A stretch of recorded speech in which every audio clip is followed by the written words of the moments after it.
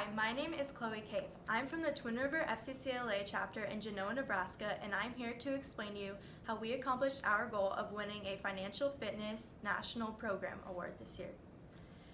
After learning about how to earn, spend, save, and protect money wisely in a senior adult living class, members of my chapter and I created a virtual finance fair in order to better prepare our fellow seniors and seniors from surrounding schools for life outside of high school.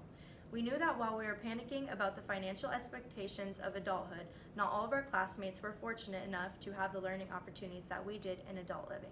Additionally, we also felt that there was truly no such thing as too much preparation for the financial challenges of the adult world. So we set out to use the financial fitness program to create our project.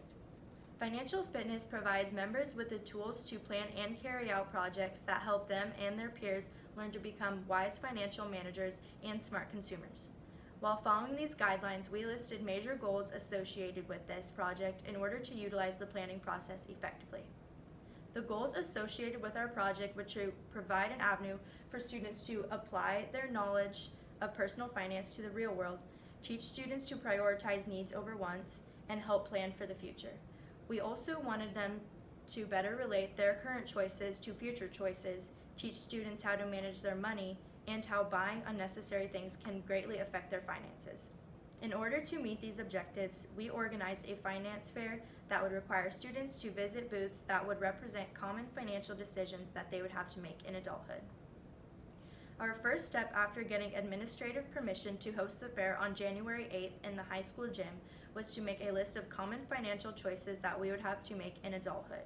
We then matched those choices with community businesses and gathered community volunteers by writing letters, emails, and making phone calls. Then we invited area schools that bordered our communities by calling the schools and sending emails to their counselors. We received interest from the 4 of the 5 schools that we invited, 2 of whom have FCS programs, and only 1 of whom has an FCCLA program. We felt that this was a great opportunity to demonstrate the benefits of an FCS program and FCCLA. We wanted to make this as realistic as possible for them, so we researched average costs associated with the financial categories we chose. We created what we call a choice card and categorized booths as required or optional and completed the directions for each category. Participants had to visit the required booths, choose from one of the 4 options that best met their budget and needs, and also visit a minimum of 5 optional booths. Just like in life, unexpected events can occur, so we included the concept of unexpected events. This booth would require them to pick up a piece of paper from a bowl that would tell them either a positive or negative circumstance and also required 1 or more financial decisions. This example shows how if you were to win $20 on a scratch ticket, what would you do next? Do you take the $20 or buy another $20 scratch ticket? If you were to buy another, you would lose your money. This is an example of a positive circumstance, and there were also negative ones such as a flat tire or hitting a deer. While still in our planning process, we surveyed all participants to find out about their future careers.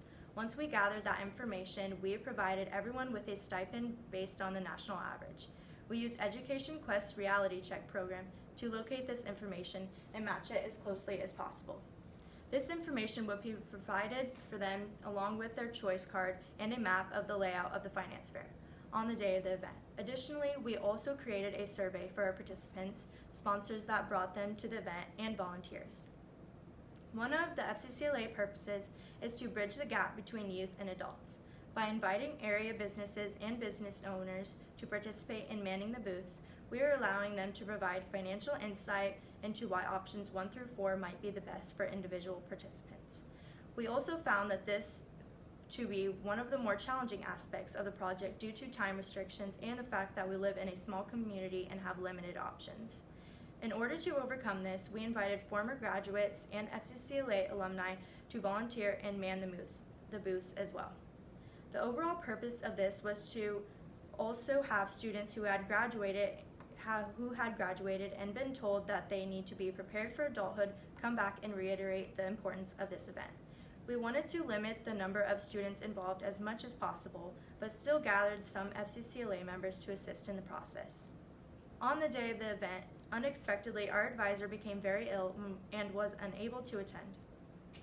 While the materials for each school were prepared and ready to go, an orientation for volunteers and students was written and triple-checked.